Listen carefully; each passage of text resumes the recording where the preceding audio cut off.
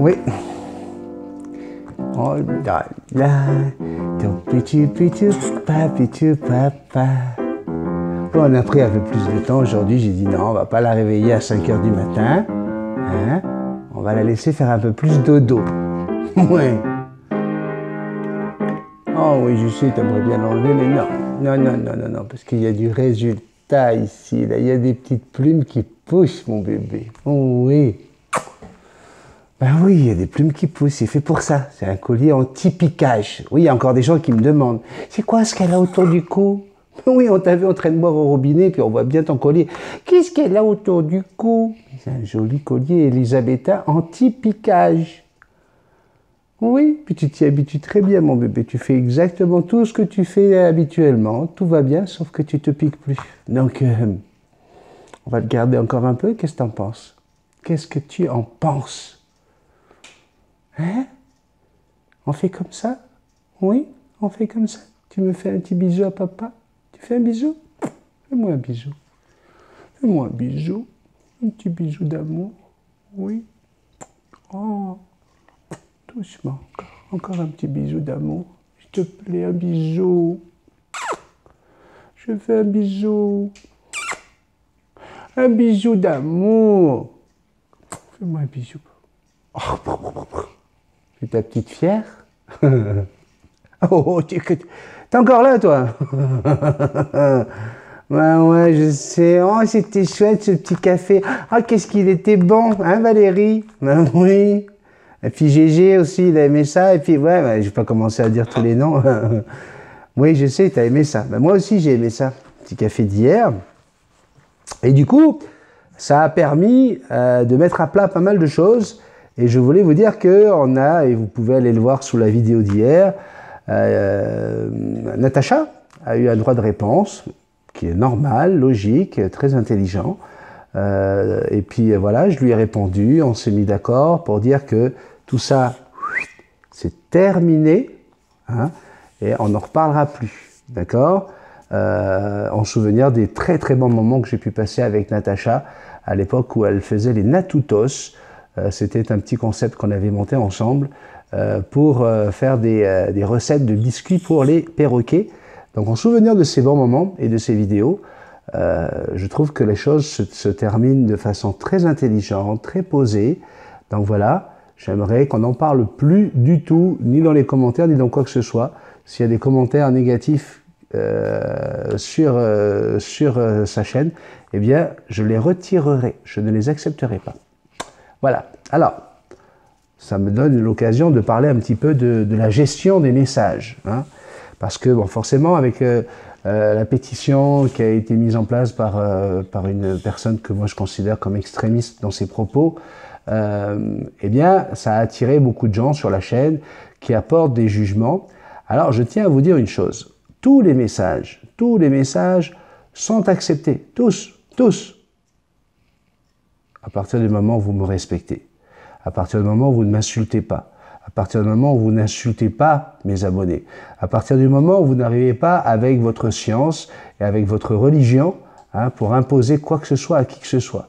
D'accord? Moi, ça fait longtemps que je ne supporte pas et que je refuse de mettre des messages de gens qui ont des idées fermées. Si ma façon de faire vous déplaît, ne regardez pas mes vidéos. D'accord? Ensuite, je peux comprendre que certaines méthodes ne vous plaisent pas. Et je vais en parler aujourd'hui parce qu'en fait, j'en ai parlé avec une abonnée, avec une personne que j'apprécie énormément et qui m'a avoué avoir été choquée par les vidéos qui avaient été montrées dans le live de la semaine dernière. Attention, j'ai dit qu'on n'en parle plus, donc c'est vraiment, il y a rien contre cette histoire-là, tout ça pour moi c'est terminé. Mais c'est juste qu'il y a des retombées, hein. Il y a des gens qui m'écrivent, il y a une Corinne, hein, j'en ai parlé hier, qui me dit, mais qu'est-ce que je fais? On me dit que je devrais me couper les jambes, hein, quand je donne les rémiges d'un oiseau. Alors, je me suis expliqué. Personnellement, Benjamin Béni, hein, qui a commencé à l'âge de 7 ans. Lorsque j'ai pris ma première perruche à l'âge de 7 ans, je ne lui ai pas taillé les ailes. D'accord? Pourquoi? Parce que je l'ai prise bébé, je l'ai nourri à la main, je m'en suis occupé, et cet oiseau-là n'a jamais eu besoin d'avoir les ailes taillées puisque l'apprivoisage s'est fait naturellement, entre guillemets. Il n'y a rien de naturel entre un oiseau et un humain, mais voilà, dans le sens d'apprivoiser. Et du coup, cet oiseau, j'étais capable, lorsque je revenais de l'école, elle venait sur mon épaule, j'étais capable de sortir à l'extérieur et elle s'envolait, elle prenait toute sa liberté, elle partait, à perte de vue, je la voyais plus. J'allais faire mes devoirs pendant 1h30, 2 heures, je sortais de la maison, j'avais juste à siffler, elle était revenue on avait un grand sapin dans la cour, elle était toujours à la cime du sapin et elle revenait sur mon épaule. Oh, t'aimes pas quand tu fais des ça, t'aimes pas quand je parle avec les mains. Marqué, c'est parce qu'il y a peut-être une origine un peu italienne. Mais oui, qu'est-ce que tu veux que je te dise? Et donc, je n'ai jamais eu besoin, pour ma part, de tailler les rémiges des oiseaux que j'ai élevés pour moi. D'accord? J'en ai eu plusieurs. Ça fait 40 ans que j'ai des oiseaux. Ça fait 40 ans que je m'occupe de mes oiseaux, mais je m'occupe aussi de tes oiseaux, de vos oiseaux, d'oiseaux de gens qui n'y connaissent rien, hein, des néophytes en la matière. Et donc, lorsque cet abonné m'a témoigné du fait d'être choqué, du fait de tenir une perruche hein, pour essayer de l'adoucir en lui faisant des câlins, etc. Ce qui est incroyable, hein, c'est qu'est-ce qu'on a dans sa tête hein, pour donner des points de vue. Il y a 100 messages qui vont dire « Waouh, c'est incroyable, cet oiseau qui était agressif au début de la vidéo, à la fin de la vidéo va bien parce que tu as su lui parler, tu as su lui tenir les pattes, tu as su... » Et la même vidéo, des gens vont dire « Mais c'est incroyable, regarde comment il lui tient les pattes, regarde comment le pauvre oiseau a juste envie de se sauver, etc. » Ça montre une chose, c'est que selon comment on regarde et avec quel esprit on va regarder une vidéo, on va la regarder d'une façon ou d'une autre. Moi, ce que je vous demande là, c'est d'arrêter de venir sur des vidéos et surtout d'aller dire à d'autres abonnés que c'est du n'importe quoi, que c'est de la maltraitance animale, que l'oiseau va être, comment on appelle ça, traumatisé à vie, que c'est comme lui couper les jambes, etc. S'il vous plaît, lorsque on s'y connaît, hein, lorsqu'on a l'habitude de manipuler les oiseaux, il n'y a pas de problème, on n'a pas besoin de leur tailler les ailes.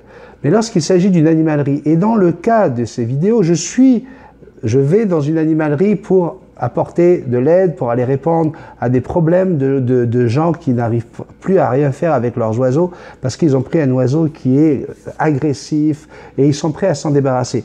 Bien là, je suis dans un état d'urgence. Okay? Premièrement, il faut savoir que tous les oiseaux qui arrivent dans les animaleries, tous, même quand ils ont 3 ou 4 semaines, ils ont les rémiges taillées. Oh, quelle horreur! Oh non, quelle horreur! Ouais, mais quand tu as 50 petits bébés qui arrivent comme ça, là, hein, qu'il faut les mettre dans des cubicules, si tu leur tailles pas les rémiges, hein, qu'est-ce qu'ils vont faire? Ils vont essayer, dès que tu vas ouvrir la porte, ils vont essayer de s'envoler. Ils risquent de vouloir s'envoler, mais comme ils ne sont pas encore capables de le faire, eh bien, ils vont tomber, ils vont chuter, ils vont se fracasser l'os du bréchet. Alors, un os du bréchet fracassé, à cet âge-là, là, c'est souvent la mort qui arrive derrière. Des ailes taillées, des rémiges taillées, dans 2 mois, là, c'est terminé, ils volent comme un oiseau normal. D'accord? Et arrêtez de mentir. Ce que je ne supporte pas, c'est le mensonge. Que tu ne supportes pas qu'on taille les ailes d'un oiseau, qu'on empêche un oiseau de voler, ça, je peux comprendre. Tu vois? De dire, voilà, Jackson, là, elle a ses ailes pleines, d'accord? Que demain, on arrive et brim, on lui coupe toutes ses ailes, alors que c'est un haras, calme, comme tous les haras, qui reste tranquille, qui ne demande pas à voler, elle préfère se déplacer, comme beaucoup de perroquets. Elle est capable de voler, vous l'avez déjà vu, puis si je veux, je peux la faire voler jusqu'à sa cage, je peux la faire voler dehors dans le parc avec mon fils, Indiana ou ma femme. Mais, voilà. Pourquoi j'irais lui tailler les ailes à elle? Ça, je trouverais ça aberrant. D'accord? Mais, venir mentir, venir faire peur aux gens, venir culpabiliser des abonnés qui ont ils n'ont pas le choix quand ils achètent un animal en animalerie, il a les ailes, les rémiges taillées pour plusieurs raisons. Tout simplement pour la sécurité de l'animal, pour éviter que cet animal s'enfuit dans le magasin au risque d'aller se prendre dans un ventilateur ou de se retrouver sous un meuble ou dans des fils électriques, peu importe. C'est tout simplement des raisons de sécurité pour les oiseaux. Alors, tu veux pas qu'on taille les rémiges et les oiseaux. On va se mettre bien d'accord sur une chose. Il y a une seule vérité. Une, pas deux, pas trois. Une. La seule vérité, c'est que les oiseaux sont faits pour voler dans leur milieu naturel. C'est la seule vérité. Tout le reste, là, c'est un caprice humain. C'est notre caprice d'humain, con, je suis d'accord avec toi, qui avons besoin d'amour, parce qu'on n'a plus assez d'amour entre nous, et qu'on va chercher chez un chien, un chat, un lapin, un serpent même pour certains, ou un oiseau. Lorsque tu mets ton serpent dans un vivarium qui fait à peine la taille de la moitié de son corps, est-ce que c'est acceptable? Oh, mais tu sais, c'est des serpents, on n'aime pas ça, les serpents. Pas gentils, les serpents. Ouais, mais ton serpent, dans la vraie vie, là, il passe sa journée à se balader, à choisir des endroits pour aller dormir, à nidifier. Quand tu mets un poisson, quel que soit le poisson, dans un aquarium, quelle que soit la taille de l'aquarium, comparé à la rivière, au fleuve, ou à l'océan. Donc, si on commence à partir là-dedans, ok, dans les extrêmes, hein, et je vais essayer de ne pas utiliser le mot extrémiste pour ces gens-là, parce qu'ils ne supportent pas quand on dit qu'ils sont extrémistes. Mais quand on va dans des extrêmes du genre, il ne faut surtout pas tailler les ailes des oiseaux, parce que ça va les traumatiser. Hop, là, tu as dépassé la limite, tu as menti. Parce que il ne faut pas tailler les ailes des oiseaux, parce que je ne supporte pas de voir un oiseau qui ne puisse pas s'envoler. Ah, là, je suis d'accord avec toi. Je peux être d'accord avec ça, là. Moi, je suis tout à fait d'accord. Ok. Mais viens pas raconter que ça va le traumatiser. Ça t'a traumatisé toi, ça t'énerve, ça te fait hurler, ça te fait passer au-dessus de ton intelligence et du coup devenir stupide et essayer de faire peur à tout le monde. Mais ton oiseau là, si tu lui donnes de l'amour, si tu t'en occupes, si tu fais ce qu'il faut pour avoir le lien qu'on a comme avec Jackson là, il ne sera pas traumatisé. C'est pas vrai. C'est pas vrai. Ça fait 40 ans que je vois des oiseaux qui ont été apprivoisés par des humains, qui avaient les rémiges taillées et qui vont très très bien aujourd'hui. Et le fameux petit Titi, hein, cette fameuse perruche dont on parle, hein, de cette vidéo où les gens se lèvent en disant « mais quel enfoiré, regarde comment il tient l'oiseau, regarde la... » C'est le même oiseau que vous avez pu voir dans la cage que j'ai faite, que je vous ai montré, la cage que j'ai offerte à Nancy pour ce fameux Titi. Est-ce que vous avez vu comme j'arrive à rentrer dans la cage avec ma caméra pour le filmer et comme il est calme. Et dans la maison, il vole, boum, il va jusqu'au fauteuil, il revient sur 100 mètres, il va dans sa cage, il va de lui-même. Écoutez, arrêtez de chercher le mensonge pour essayer de justifier vos propos. Toi, tu fais du vol libre, tu veux voir un oiseau voler, bravo. Mais bravo, félicitations. Moi aussi, j'ai fait du vol libre, je te le dis, avec ma première perruche, puis avec ma deuxième, puis j'en ai perdu. Hein, il y en a qui ne sont jamais revenus, puis j'ai pleuré. Il y en a qui se sont fait bouffer par un chat. Il y en a qui se sont fait attraper par quelqu'un, puis qui n'a jamais voulu la rendre. Voilà. C'est un choix. Moi, je n'ai pas envie de revivre ce genre de choses, et je veux éviter que les gens qui viennent me demander des conseils vivent ce genre de choses. Mais pour revenir à les situations d'urgence, le but de mon travail, lorsque je vais dans une animalerie, que je vais aider les gens, c'est de faire en sorte que cet oiseau-là soit heureux et reparte avec un maître. Parce que lorsque les gens viennent te voir en disant « mais j'en peux plus, j'ai mon perroquet », parce que là c'est gentil, là c'est une petite perruche, là. Mais moi quand j'ai quelqu'un qui vient et j'ai un jack, hein, vous avez certainement vu la vidéo, hein, qui m'a mordu au sang, là, qui m'a ouvert le pouce, j'avais tout le pouce ouvert, un gris d'Afrique. Le maître me dit, écoute, on n'arrive pas à le prendre, avec Jack c'est difficile, etc. Ils sont souvent ces gens-là sont sur le point de se séparer de l'oiseau et de l'abandonner dans l'animalerie. Et cet oiseau va vivre 3-4 ans dans un petit cubicule, alors qu'il pourrait vivre avec un maître et avec de l'amour. Qu'est-ce que je dois faire? Bah, écoutez, c'est bon, on va le reprendre, on va le mettre dans le cubicule, là. C'est bon, merci, bonsoir. Non. Non, je vais me faire tailler les doigts, je vais peut-être devoir le manipuler, lui tenir les pattes, etc. Et attention, hein, j'ai jamais cassé une patte de ma vie, hein, à qui que ce soit, d'accord?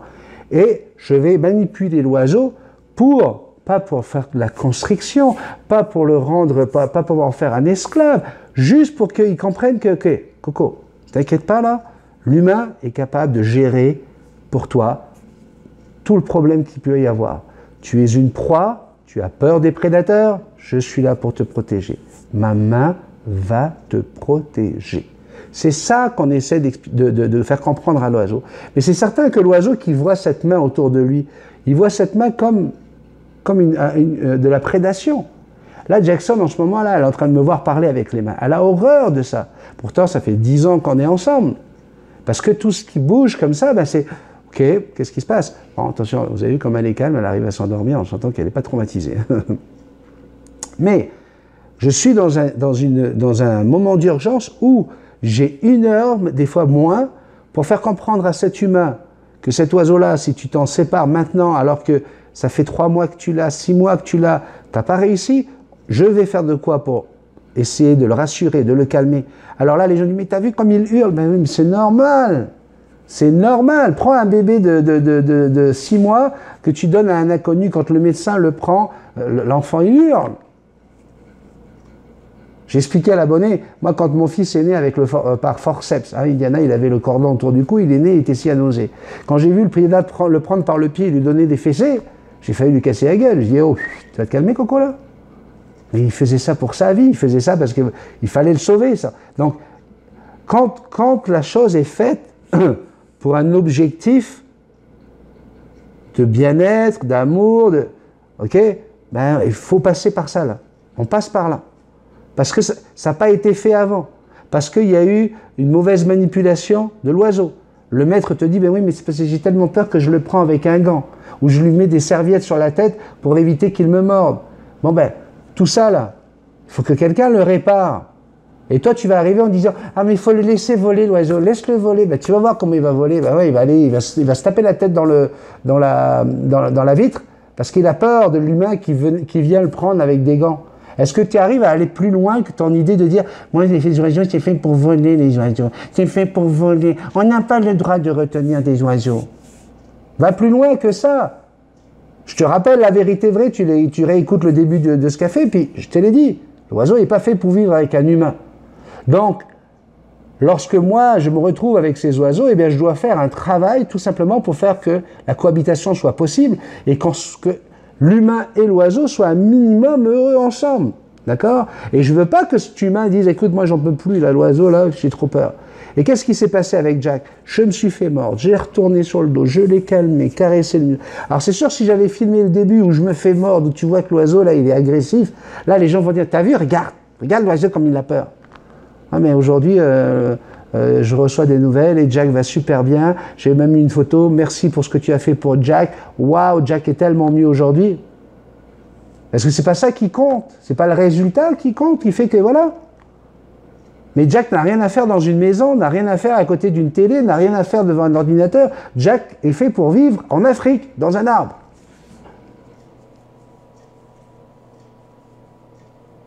Donc, tu vois, regarde, je parle à tous les gens, parce que j'ai reçu encore des messages. Il y a une galou là, qui m'a écrit au niveau de la dimension d'une cage. Parce que je fais un tuto spécial pour dire, attention, évitez de mettre une trop grande cage pour un oiseau. Mais elle va s'arrêter là, la meuf, tu vois. Elle dit, ah, il y a des lois au Canada qui disent qu'il y a des tailles. Ouais, ben, la taille de la cage de Jackson, là, elle est au-dessus des tailles préconisées. Tu vois, donc déjà, poupoune. Deuxièmement, écoute un petit peu, écoute, va jusqu'au bout de la pensée. La cage est considérée, normalement, quand on aime son perroquet, comme sa chambre, comme l'endroit où il dort, il mange, il fait ses siestes de la journée, et où tu peux le laisser en sécurité lorsque tu t'en vas. D'accord? Mais moi, la cage de Jackson, là, c'est toute cette maison. Et pour te donner une idée, le service du Canada, hein, parce que comme tu parles de loi, hein, le service de la biosécurité du Canada est venu visiter ma maison, hein, donc c'est comme des douaniers, hein, et ils ont pris une décision qui normalement ne se fait pas. J'aurais dû la mettre dans sa cage, enfermée pendant 40 jours en isolement avant de prendre l'avion pour la mettre et en la mettant dans une chambre. Bon, la chose c'est que pour l'instant on n'a pas l'autorisation de l'emmener, donc j'ai dit, ouais, vous vous rendez compte, ça peut durer quoi? 3 mois, 4 mois, 6 mois? Et là, le monsieur, il a regardé, il a fait le tour de la maison, il a dit, écoutez, on va se réunir en comité, on va prendre une décision. Il a dit, je vois bien que votre oiseau, il a l'habitude d'être avec vous, il va sur son perchoir, je dis, elle est quasiment jamais dans cette cage, elle dort sur un perchoir dans ma chambre avec moi, hein, depuis l'incendie de 2017. Bref, ils ont accepté que toute cette maison soit l'isolement. Est-ce que c'est assez grand comme cage pour toi, cocotte? Lorsque je dis qu'il faut une cage qui ne soit pas trop grande pour ton perroquet, c'est à une condition, et je le dis, à condition que tu sortes ton perroquet, que ton perroquet ne soit pas enfermé toute la journée dans cette cage. Parce que dans ce cas-là, tu n'as rien à faire avec un perroquet. Mais maintenant, une cage trop grande, c'est une zone trop large pour son stress. C'est trop d'espace à gérer pour lui quand il est tout seul. Quand il y a le chat du voisin qui passe devant la vitre, quand il y a le chien qui aboie. C'est un espace qui est trop grand, et plus l'espace est grand, plus l'oiseau a peur. Dans la nature, regarde le nid des oiseaux. Regarde juste le nid des oiseaux. Oui, ils ont toute la nature pour voler. Hein? Okay? Ici, c'est une maison entière. Là. Oui, ils ont la nature entière. Mais c'est où qu'ils passent la plus grande partie de leur journée, une fois qu'ils ont été chercher à manger? Dans leur nid. Regarde la taille du nid. Est-ce que tu as déjà vu des oiseaux se faire des nids immenses, là? C'est très très grand, tu vois. Genre, moi j'ai un triplex, waouh, t'as vu la gueule de... Non, non, non, non, non. Non, le trou, c'est minimum, le minimum pour pouvoir passer. Hein, des fois tu te dis, mais comment ils font pour entrer là-dedans? Et après, l'intérieur, c'est juste la place pour l'oiseau, tu vois. Et avec un seul endroit à regarder, c'est l'autre côté. C'est pour ça que Jackson, pour des raisons d'hygiène, je lui ai mis du plexiglas à deux côtés, hein, pour qu'elle se rende compte que de ces endroits-là, il n'y avait rien. Et je l'avais mis dans un coin pour qu'elle ait deux coins de chaque côté pour avoir moins de zones à surveiller. Hein, c'est toujours bien de mettre la cage contre un mur ou dans un coin, qu'elle soit carrée ou d'une forme comme la cage Géo, qui a une forme assez atypique. Hein, il n'y a pas de problème. L'oiseau, il va gérer ça. Il va gérer. Donc, on va arrêter, encore une fois, de venir avec vos idées fermées pour dire à mes abonnés, n'écoutez pas ce mec-là, une cage, plus elle est grande et mieux c'est pour l'oiseau. Non, c'est pas vrai. Quand il est dans sa cage, l'oiseau doit se sentir en sécurité, bien sûr, il doit être capable d'étendre ses ailes. Après, on parle de perroquets qui peuvent avoir la taille de Jackson, on parle de cocassiels, de perruches qui peuvent voler, bien sûr, dans leur cage, mais un hara, si tu veux que ton hara puisse voler dans sa cage, il lui faut une cage qui fasse minimum 6 mètres de long, quoi. Ben oui, minimum, parce qu'un hara, il bat 4 fois des ailes et puis il a traversé la maison. Est-ce que tu comprends que tu es ridicule quand tu dis qu'il faut que ce soit grand pour que l'oiseau... Non, non. L'oiseau, quand il est dans sa cage, puis tu le sais, normalement, si tu as l'habitude d'avoir des perroquets, il se met toujours dans le même coin. Parce que là, il a pris ses repères et il sait que d'ici, j'arrive à voir la porte de la salle de bain, la porte du bureau, la porte d'entrée. Non, je vois d'où vient venir le chat, je sais où est le chien. Là, je suis bien. Ah, j'ai envie de faire un petit caca. Petit caca, je l'ai fait plutôt de l'autre côté, là, bam. Puis là, il y a une petite montagne qui va se faire, mais au moins, j'ai pas l'odeur, j'ai pas le problème. Et je reviens à ma place. Et je m'amuse. Je vais jouer un petit peu avec mes jouets, je vais manger, une grosse partie du temps, je vais décortiquer, je vais aller chercher qu'est-ce qu'il peut y avoir de caché en dessous ces graines, pour aller chercher la graine du fond. Bref, je vais m'occuper, mais je vais aussi beaucoup me reposer. D'accord? Et pour ça, j'ai besoin d'être dans un endroit en sécurité. Et c'est pour ça que je dis attention de ne pas mettre la main dans la cage. Attention à ce que vous faites pour pas que votre oiseau ait peur dans sa cage. Comme je dis de ne pas mettre une couverture sur la cage. Les mêmes blaireaux qui veulent avoir des grandes cages sont aussi les mêmes qui vont mettre des grosses couvertures sur la cage la nuit. Hein? Comme ça, ils sont tranquilles. Pour votre oiseau va pouvoir dormir tranquille. Non, ton oiseau, il est en train de stresser sous la couverture. Et c'est pour ça que personnellement, je ne veux pas qu'on mette de couverture sur les cages pour éviter de stresser les oiseaux. Donc, que ce soit la taille des rémiges, la taille des cages, tu as ton opinion, tu as ta vision des choses, tu as ta façon de voir. Mais est-ce que tu as déjà élevé plusieurs perroquets? Est-ce que tu as déjà eu plus de 400 perroquets entre les mains? Est-ce que tu as pu juger du résultat d'un perroquet avec les ailes taillées et d'un autre sans les ailes taillées? Est-ce que tu as eu cette expérience-là? Parce que je suis pas vétérinaire, je suis pas comportementaliste aviaire, je suis plus quelqu'un qui donne des conseils, un comportementaliste humain pour des propriétaires d'oiseaux que d'oiseaux. Les oiseaux, je les connais, je pense. Et je me remets à jour régulièrement. Mais on a beau aller chercher tout ce qu'on veut, il y a des choses qui ne changent pas. La nature ne change pas. C'est pas parce qu'on décide, nous, de leur donner aujourd'hui des graines, comment on appelle ça, des extrudés, que waouh, ça y est, on a trouvé le truc. Non, non, dans la nature, il n'y a jamais eu ça avant.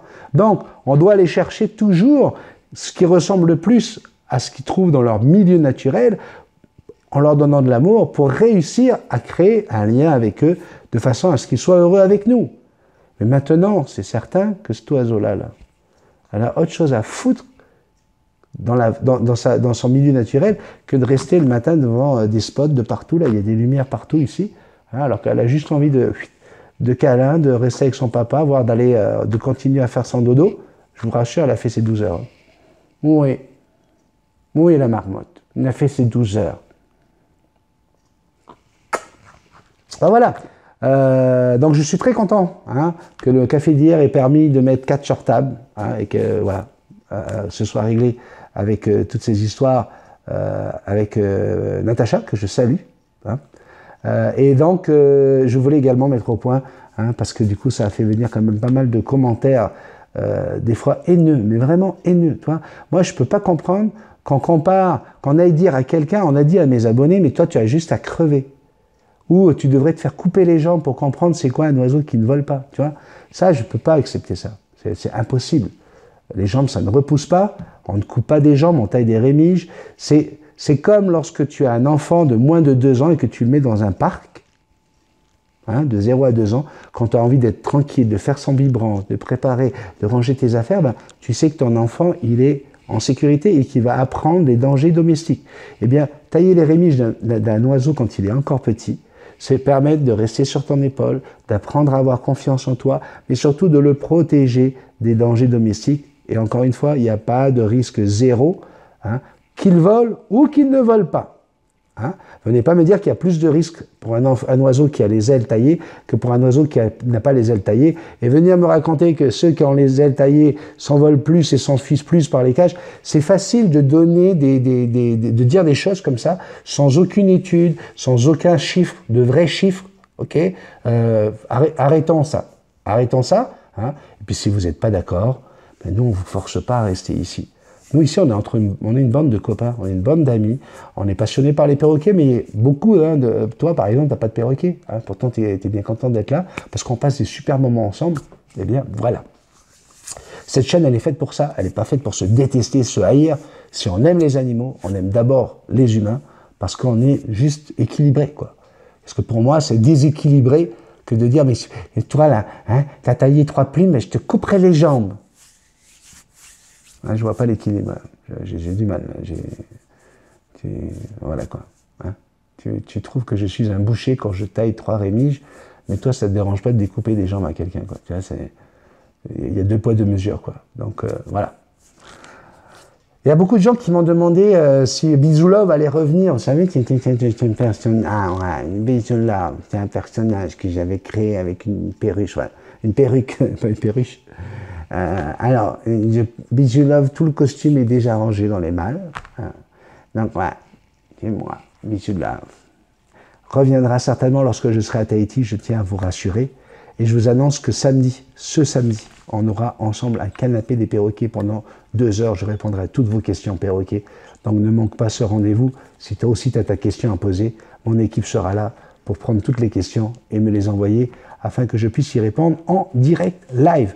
Inutile de poser ta question sous cette vidéo, elle ne sera pas prise en compte. Il faut être présent sur le canapé des perroquets pour pouvoir poser sa question. Voilà madame. Bisous. Fais gros bisous, on a fini. Bye bye. Bye bye. Paritata.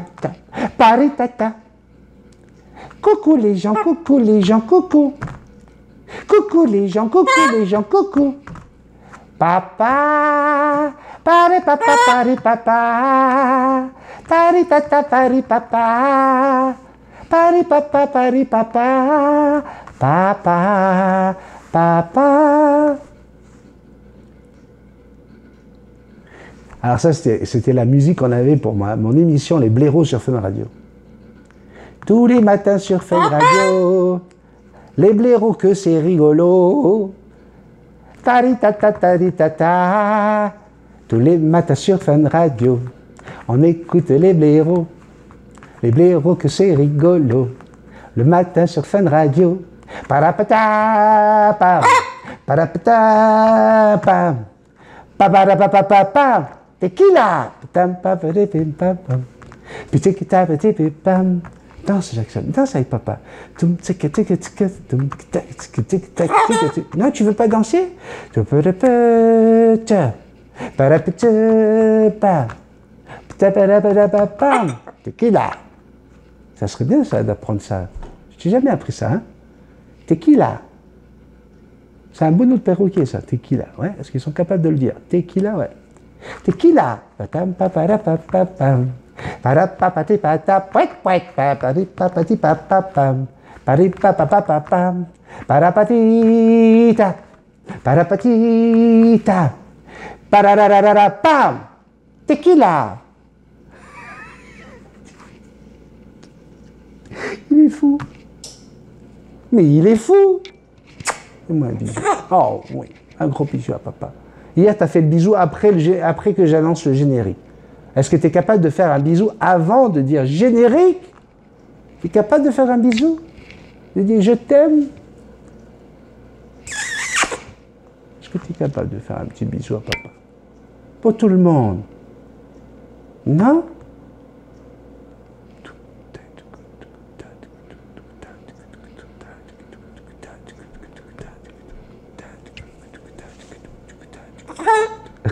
Je t'aime. Un bisou à papa. Des bisous. Des bisous. Des bisous. Des bisous. Je t'aime. Allez, je vais arrêter de l'emmerder. Bisous magiques. Je t'aime. Ciao, ciao. Hey. Oui, je sais, j'ai oublié. Ah, générique. On le dit ensemble? Tu cries en même temps que moi? Ouais. Je dis générique et tu cries en même temps que moi. Attention, 1, 2, 3.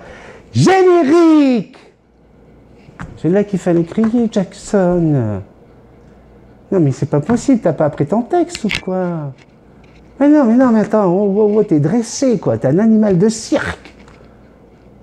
Mais oui, j'étais torturé, moi, j'étais frappé pour que tu deviennes une youtubeuse. Et là, tu obéis pas. Mais c'est quoi cette affaire, Jackson?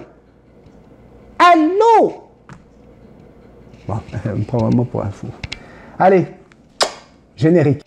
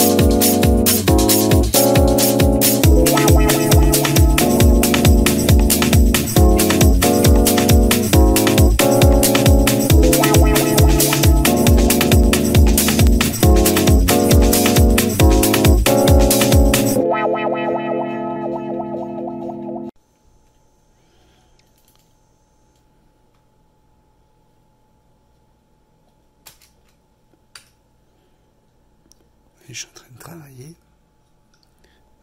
Si ça, c'est pas un petit bébé dépendant affectif, moi je sais pas qu'est-ce que c'est là. Ça vient sur les genoux de son papa et voilà, ça fait ses petites plumes. Oui, ça se fait câliner. Voilà, ça a besoin de câlin tout le temps avec son papa. Et oui.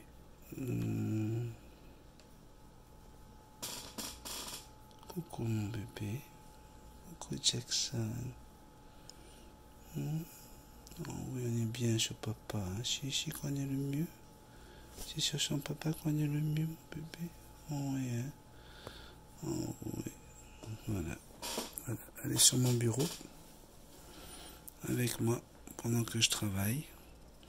Voilà, j'ai une main qui tient la cam. Mais voilà, en général, là, je suis posé comme ça, puis pendant que je tape, elle est là. Elle se cale ici pour être avec papa. Voilà.